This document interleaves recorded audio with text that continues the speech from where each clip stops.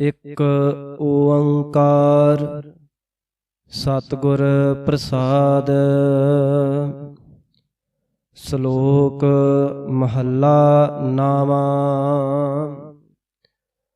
ਗੁਣ ਗੋਬਿੰਦ ਗਾਇਓ ਨਹੀਂ, ਜਨਮ ਅਕਾਰਥ ਕੀਨ। ਕਹੋ ਨਾਨਕ ਹਰ ਭਜ ਮਨਾ, ਜਿਹ ਬਿਦ ਜਲ ਕਉ ਮੀਨ। ਗੁਣ ਗੋਬਿੰਦ ਗਾਇਓ ਨਹੀਂ, ਜਨਮ ਅਕਾਰਥ ਕੀਨ। ਕਹੋ ਨਾਨਕ ਹਰ ਭਜ ਮਨਾ, ਜਿਹ ਬਿਦ ਜਲ ਕਉ ਮੀਨ। ਸਤਿਗੁਰੂ ਗੁਰੂ ਗ੍ਰੰਥ ਸਾਹਿਬ ਮਹਾਰਾਜ ਜੀ ਦੀ ਅਪਾਰ ਬਖਸ਼ਿਸ਼ ਦੇ ਸਦਕਾ ਸੱਚੇ ਪਾਤਸ਼ਾਹ ਧੰਨ ਧੰਨ ਸਾਹਿਬ ਸ੍ਰੀ ਗੁਰੂ ਤੇਗ ਬਹਾਦਰ ਸਾਹਿਬ ਮਹਾਰਾਜ ਜੀ ਦੇ 400 ਸਾਲਾ ਪ੍ਰਕਾਸ਼ ਦਿਹਾੜੇ ਨੂੰ ਮਨਾਉਂਦੇ ਹੋਏ, ਜਿੱਥੇ ਆਪਾਂ ਨੇ ਆਪ ਜੀ ਦੇ ਲੜੀਵਾਰ ਇਤਿਹਾਸ ਦੀ ਵਿਚਾਰ ਆਪਾਂ ਸਰਵਣ ਕਰਦੇ ਹਾਂ, ਆਪ ਜੀ ਦੇ ਸ਼ਬਦਾਂ ਦੀ ਲੜੀਵਾਰ ਵਿਚਾਰ ਆਪਾਂ ਕਰ ਰਹੇ ਹਾਂ, ਉੱਥੇ ਅੱਜ ਆਪ ਜੀ ਦੇ ਲੜੀਵਾਰ ਸ਼ਲੋਕਾਂ ਦੀ ਵਿਚਾਰ ਆਪਾਂ ਨੇ ਪ੍ਰਾਰੰਭ ਕਰਨੀ ਹੈ। ਆਪਾਂ ਇਹ ਗੱਲ ਭਲੀ ਭਾਂਤ ਜਾਣਦੇ ਹਾਂ ਵੀ ਧੰਨ ਧੰਨ ਸਾਹਿਬ ਸ੍ਰੀ ਗੁਰੂ ਗ੍ਰੰਥ ਸਾਹਿਬ ਮਹਾਰਾਜ ਜੀ ਦੀ ਬਾਣੀ ਦੇ ਅੰਦਰ 9ਵੇਂ ਪਾਤਸ਼ਾਹ ਸੱਚੇ ਪਾਤਸ਼ਾਹ ਜੀ ਦੇ 59 ਸ਼ਬਦ ਔਰ 57 ਸ਼ਲੋਕ ਦਰਜ ਹਨ। ਸ੍ਰੀ ਸਹਿਜ ਪਾਠ ਜਾਂ ਸ੍ਰੀ ਅਖੰਡ ਪਾਠ ਸਾਹਿਬ ਦਾ ਭੋਗ ਪਾਉਣ ਲੱਗਿਆ, ਜਦੋਂ ਆਪਾਂ ਭੋਗ ਦੇ ਵੇਲੇ ਸ਼ਲੋਕ ਪੜ੍ਹਦੇ ਹਾਂ, ਉਹ 9ਵੇਂ ਪਾਤਸ਼ਾਹ ਦੇ ਸ਼ਲੋਕ ਹਨ। ਇਹਨਾਂ ਦੀ ਗਿਣਤੀ 57 ਹੈ ਔਰ ਇਹਦੀ ਵਿਚਾਰ ਅੱਜ ਆਪਾਂ ਨੇ ਪ੍ਰਾਰੰਭ ਕਰਨੀ ਹੈ। ਸਮਾਂ ਆਪਾਂ ਰੋਜ਼ 5 ਤੋਂ 7 ਮਿੰਟ ਰੱਖਣਾ ਹੈ ਔਰ ਰੋਜ਼ ਇੱਕ ਸ਼ਲੋਕ ਦੀ ਵਿਚਾਰ ਕਰਿਆ ਕਰਨੀ ਹੈ। ਇੱਕ ਸ਼ਲੋਕ ਦੀ ਵਿਚਾਰ ਡੇਲੀ ਕਰਾਂਗੇ। ਸਮਾਂ 5 ਤੋਂ 7 ਮਿੰਟ ਜਾਂ ਹੱਦ 10 ਮਿੰਟ, ਇਸ ਤੋਂ ਜ਼ਿਆਦਾ ਸਮਾਂ ਨਹੀਂ ਆਪਾਂ ਲਾਵਾਂਗੇ। ਉਹ ਇਸ ਕਰਕੇ ਤਾਂ ਕਿ ਇਸ ਵਿਚਾਰ ਨੂੰ ਹਰ ਵਰਗ ਦਾ ਮਨੁੱਖ ਸੁਣ ਸਕੇ। ਅਭਿਆਸੀ ਸੱਜਣ ਤਾਂ ਘੰਟਿਆਂ ਬੱਧੀ ਕਥਾ ਸੁਣ ਲੈਂਦੇ ਨੇ, ਪਰ ਜਿਹੜੇ ਬਿਗਨਰ ਹੁੰਦੇ ਨੇ, ਜਿਹੜੇ ਹਜੇ ਹੁਣੇ ਸ਼ੁਰੂ ਕੀਤਾ ਹੈ ਜਾਂ ਸ਼ੁਰੂ ਕਰਨਾ ਚਾਹੁੰਦੇ ਨੇ ਅਧਿਆਤਮਕ ਸਫ਼ਰ, ਉਹਨਾਂ ਲਈ ਫਿਰ ਘੰਟਿਆਂ ਬੱਧੀ ਕਥਾ ਸੁਣਨੀ ਜਾਂ ਵਿਚਾਰ ਸੁਣਨੀ ਔਖੀ ਹੋ ਜਾਂਦੀ ਆ। ਇਸ ਕਰਕੇ ਆਪਾਂ ਇਹ ਯਤਨ ਕਰਾਂਗੇ ਵੀ ਇਹ ਵਿਚਾਰ ਸੰਖੇਪ ਰੂਪ ਦੇ ਵਿੱਚ ਔਰ ਸਰਲ ਭਾਸ਼ਾ ਦੇ ਵਿੱਚ ਆਪ ਜੀ ਦੇ ਸਨਮੁਖ ਆਪਾਂ ਰੱਖ ਸਕੀਏ, ਤਾਂ ਕਿ ਹਰ ਵਰਗ ਦਾ ਸੁਣ ਸਕੇ। ਇਸ ਵਿਚਾਰ ਦਾ ਜਿਹੜਾ ਪੈਟਰਨ ਹੈ ਉਹ ਆਪਾਂ ਇਉਂ ਰੱਖਾਂਗੇ। ਸਭ ਤੋਂ ਪਹਿਲਾਂ ਉਚਾਰਨ, ਫਿਰ ਆਪਾਂ ਉਹਦੇ ਅੱਖਰੀ ਅਰਥ ਔਰ ਫਿਰ ਆਪਾਂ ਭਾਵ ਅਰਥ ਕਰਿਆ ਕਰਾਂਗੇ। 5 ਤੋਂ 7 ਮਿੰਟ ਦੇ ਵਿੱਚ ਇਹ ਵਿਚਾਰ ਆਪਾਂ ਸੰਖੇਪ ਕਰਿਆ ਕਰਾਂਗੇ। ਤੋ ਆਓ ਅੱਜ ਪਹਿਲੇ ਸ਼ਲੋਕ ਦੀ ਆਪਾਂ ਨੇ ਵਿਚਾਰ ਕਰਨੀ ਹੈ। ਅੱਜ 1-1.5 ਮਿੰਟ ਮੈਂ ਜ਼ਰੂਰ ਜ਼ਿਆਦਾ ਲਵਾਂਗਾ, ਕਿਉਂਕਿ ਮੈਂ ਭੂਮਿਕਾ ਜ਼ਰੂਰ ਅੱਜ ਬੰਨੀ ਆ। ਤੋ ਆਓ ਇਸ ਪਾਵਨ ਬਾਣੀ ਦੀ ਅੱਜ ਆਪਾਂ ਪ੍ਰਾਰੰਭਤਾ ਕਰੀਏ। ਵਿਚਾਰ ਆਰੰਭ ਕਰਨ ਤੋਂ ਪਹਿਲਾਂ ਜਿੰਨੇ ਵੀ ਸੱਜਣ ਆਪਾਂ ਜੁੜ ਬੈਠੇ ਹਾਂ, ਸਤਿਗੁਰਾਂ ਦੀ ਬਖਸ਼ੀ ਫਤਿਹ ਦੇ ਵਿੱਚ ਹਾਜ਼ਰੀ ਭਰੀਏ ਜੀ। ਵਾਹਿਗੁਰੂ ਜੀ ਕਾ ਖਾਲਸਾ, ਵਾਹਿਗੁਰੂ ਜੀ ਕੀ ਫਤਿਹ। ਵਾਹਿਗੁਰੂ ਸਾਹਿਬ ਜੀ। ਇੱਕ ਓੰਕਾਰ ਸਤਿਗੁਰ ਪ੍ਰਸਾਦ। ਇਸ ਪਾਵਨ ਬਾਣੀ ਦੀ ਪ੍ਰਾਰੰਭਤਾ ਮੇਰੇ ਸਤਿਗੁਰੂ ਸੱਚੇ ਪਾਤਸ਼ਾਹ ਜੀ ਮੰਗਲਾਚਰਨ ਤੋਂ ਕਰਦੇ ਨੇ, ਔਰ ਇਹ ਮੰਗਲਾਚਰਨ ਹੈ ਇੱਕ ਓੰਕਾਰ, ਭਾਵ ਪਰਮਾਤਮਾ ਇੱਕ ਹੈ ਔਰ ਇੱਕ ਰਸ ਵਿਆਪਕ ਹੈ। ਸਤਿਗੁਰ ਪ੍ਰਸਾਦ, ਉਹ ਜਿਹੜਾ ਪਰਮਾਤਮਾ ਇੱਕ ਹੈ, ਇੱਕ ਰਸ ਵਿਆਪਕ ਹੈ, ਉਹ ਫਿਰ ਸਤਿਗੁਰੂ ਸੱਚੇ ਗੁਰਾਂ ਦੀ ਕਿਰਪਾ ਦੇ ਸਦਕਾ ਮਿਲਦਾ ਹੈ। ਫਿਰ ਮਹਾਰਾਜ ਬਖਸ਼ਿਸ਼ ਕਰਦੇ ਨੇ ਸ਼ਲੋਕ ਮਹੱਲਾ ਨਾਵਾਂ। ਇਹ ਬਾਣੀ ਦਾ ਸਿਰਲੇਖ ਹੈ। ਸ਼ਲੋਕ ਮਹੱਲਾ ਨਾਵਾਂ ਭਾਵ 9ਵੇਂ ਪਾਤਸ਼ਾਹ ਦੇ ਸ਼ਲੋਕ। ਇੱਥੇ ਕਈ ਅਜੋਕੇ ਵਿਦਿਆਲਿਆਂ ਵਾਲੇ ਜਿਹੜੇ ਵਿਦਵਾਨ ਸੱਜਣ ਨੇ, ਉਹ ਇਹਦਾ ਉਚਾਰਨ ਕਰਦੇ ਨੇ ਨੌਵਾਂ, ਪਰ ਜਿਹੜੀਆਂ ਗੁਰੂ ਸਾਹਿਬਾਨ ਦੇ ਸਮੇਂ ਤੋਂ ਸੰਪਰਦਾਵਾਂ ਜਾਂ ਵਿਦਿਆਲਿਆ ਚੱਲੇ ਆ ਰਹੇ ਨੇ, ਉਹ ਉਚਾਰਨ ਕਰਦੇ ਨੇ ਨਾਵਾਂ, ਕਿਉਂਕਿ ਉਸ ਸਮੇਂ ਦਾ ਉਚਾਰਨ ਨਾਵਾਂ ਹੀ ਕੀਤਾ ਜਾਂਦਾ ਸੀ। ਤੋ ਸੰਗਤ ਇਹਦੀ ਵਿਚਾਰ ਕਰ ਲਵੇ ਕਿਸ ਤਰ੍ਹਾਂ ਉਚਾਰਨ ਕਰਨਾ, ਕਿਹੜੇ ਵਿਦਵਾਨ ਦੀ ਮੱਤ ਦੇ ਨਾਲ ਸਹਿਮਤੀ ਰੱਖਣੀ ਆ। ਸ਼ਲੋਕ ਮਹੱਲਾ ਨਾਵਾਂ, 9ਵੇਂ ਪਾਤਸ਼ਾਹ ਦੇ ਸ਼ਲੋਕ ਨੇ ਔਰ ਪਹਿਲਾ ਸ਼ਲੋਕ ਸਤਿਗੁਰੂ ਬਖਸ਼ਿਸ਼ ਕਰਦੇ ਨੇ, ਗੁਣ ਗੋਬਿੰਦ ਗਾਇਓ ਨਹੀਂ, ਜਨਮ ਅਕਾਰਥ ਕੀਨ, ਕਹੋ ਨਾਨਕ ਹਰ ਭਜ ਮਨਾ, ਜਿਹੇ ਬਿਦ ਜਲ ਕਉ ਮੀਨ। ਅਖਰੀ ਅਰਥ ਹਨ, ਗੁਣ ਗੋਬਿੰਦ ਗਾਇਓ ਨਹੀਂ, ਹੇ ਇਨਸਾਨ, ਹੇ ਮਨਾ, ਤੂੰ ਉਸ ਪਰਮਾਤਮਾ ਦੇ ਗੋਬਿੰਦ ਦੇ ਗੁਣ ਗਾਉਂਦਾ ਨਹੀਂ।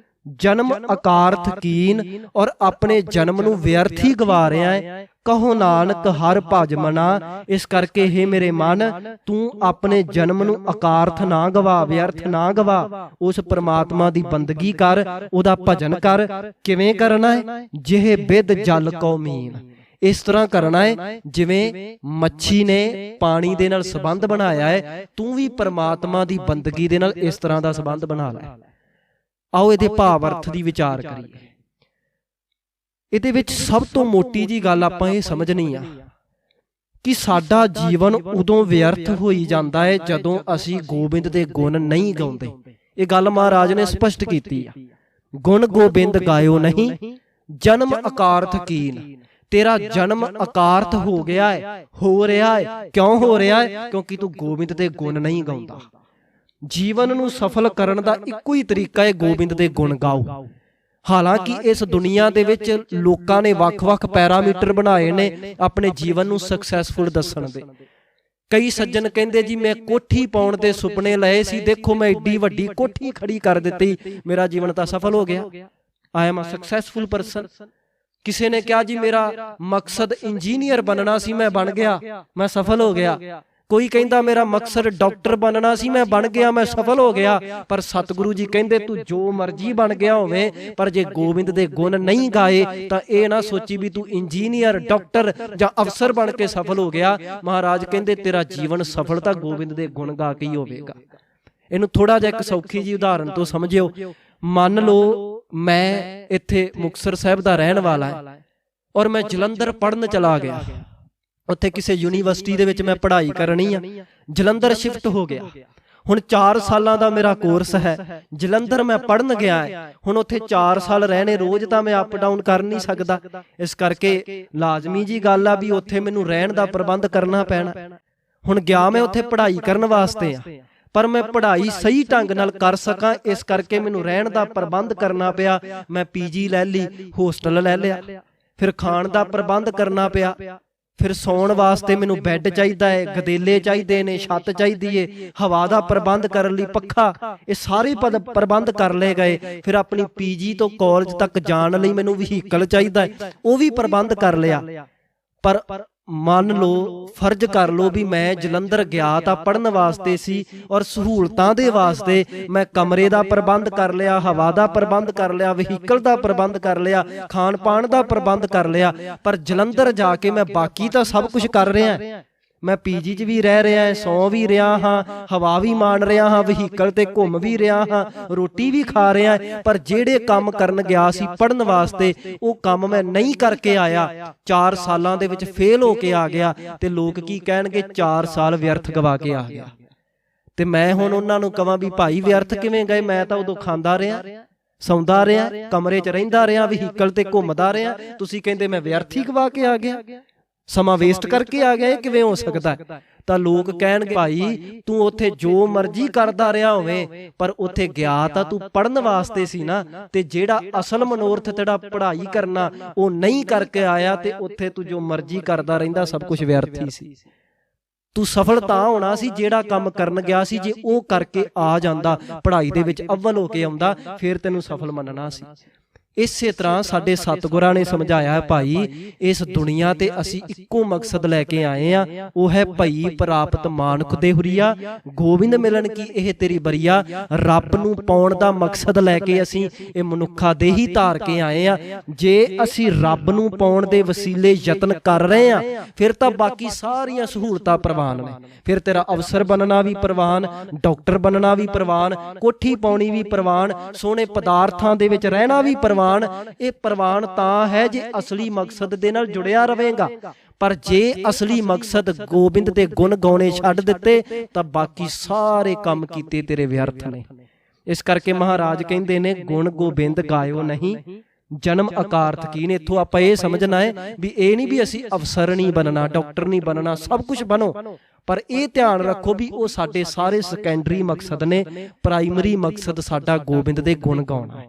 ਡਾਕਟਰ ਬਣ ਕੇ ਵੀ ਅਸੀਂ ਰੱਬ ਦੀ ਯਾਦ ਨਾਲ ਜੁੜੇ ਰਹਿਣਾ ਹੈ, ਅਫਸਰ ਬਣ ਕੇ ਵੀ ਰੱਬ ਦੀ ਯਾਦ ਨਾਲ ਜੁੜੇ ਰਹਿਣਾ ਹੈ। ਤਾਂ ਜੇ ਤਾਂ ਜੁੜੇ ਰਵਾਂਗੇ ਫਿਰ ਅਫਸਰ ਬਣ ਕੇ ਵੀ ਬੰਦਾ ਇਮਾਨਦਾਰ ਰਹੇਗਾ। ਜਿਨ੍ਹਾਂ ਗੋਬਿੰਦ ਦੇ ਗੁਣ ਗਾਉਣੇ ਛੱਡ ਦਿੱਤੇ ਫਿਰ ਉਹ ਅਫਸਰ ਬਣ ਕੇ ਵੀ ਕਰਪਟ ਹੋ ਜਾਂਦਾ, ਬੇਈਮਾਨ ਹੋ ਜਾਂਦਾ ਹੈ ਤੇ ਜੀਵਨ ਵਿਅਰਥ ਗਵਾ ਦਿੰਦਾ ਹੈ। ਇਸ ਕਰਕੇ ਮਹਾਰਾਜ ਕਹਿੰਦੇ ਗੁਣ ਗੋਬਿੰਦ ਗਾਇਓ ਨਹੀਂ, ਜਨਮ ਅਕਾਰਥ ਕੀਨ। ਹੇ ਭਾਈ ਤੇਰਾ ਜੀਵਨ ਵਿਅਰਥ ਜਾ ਰਿਹਾ ਹੈ। ਕਿਉਂ ਜਾ ਰਿਹਾ ਹੈ? ਕਿਉਂਕਿ ਤੂੰ ਗੋਬਿੰਦ ਦੇ ਗੁਣ ਨਹੀਂ ਗਾਉਂਦਾ। ਕਹੋ ਨਾਨਕ ਹਰ ਭਜ ਮਨਾ। ਇਸ ਕਰਕੇ ਹੇ ਮੇਰੇ ਮਨਾ ਤੂੰ ਉਸ ਰੱਬ ਨੂੰ ਇਸ ਤਰ੍ਹਾਂ ਭਜ, ਇਸ ਤਰ੍ਹਾਂ ਉਹਦੀ ਬੰਦਗੀ ਕਰ, ਜਿਹ ਬਿਦ ਜਲ ਕੋ ਮੀਨ। ਜਿਵੇਂ ਹੁਣ ਮੱਛੀ ਨੇ ਪਾਣੀ ਦੇ ਨਾਲ ਸੰਬੰਧ ਬਣਾਇਆ ਹੈ ਨਾ, ਮਨਾ ਤੂੰ ਵੀ ਰੱਬ ਦੀ ਬੰਦਗੀ ਨਾਲ ਇਸ ਤਰ੍ਹਾਂ ਦਾ ਸੰਬੰਧ ਬਣਾ ਲੈ। ਹੁਣ ਮੱਛੀ ਦਾ ਪਾਣੀ ਨਾਲ ਸੰਬੰਧ ਕਿਵੇਂ ਦਾ ਹੈ ਕਿ ਮੱਛੀ ਪਾਣੀ ਤੋਂ ਬਿਨਾਂ ਜਿਉ ਨਹੀਂ ਸਕਦੀ, ਤੇ ਮਨਾ ਤੇਰਾ ਰੱਬ ਦੀ ਬੰਦਗੀ ਦੇ ਨਾਲ ਸੰਬੰਧ ਇਸ ਤਰ੍ਹਾਂ ਦਾ ਬਣ ਜੇ ਵੀ ਇੱਕ ਖਿਣ ਵੀ ਤੈਨੂੰ ਰੱਬ ਭੁੱਲ ਜਾਵੇ ਤਾਂ ਤੂੰ ਆਪਦਾ ਮਰਨ ਸਮਝ, ਇਵੇਂ ਦਾ ਸੰਬੰਧ ਬਣਾ ਲੈ।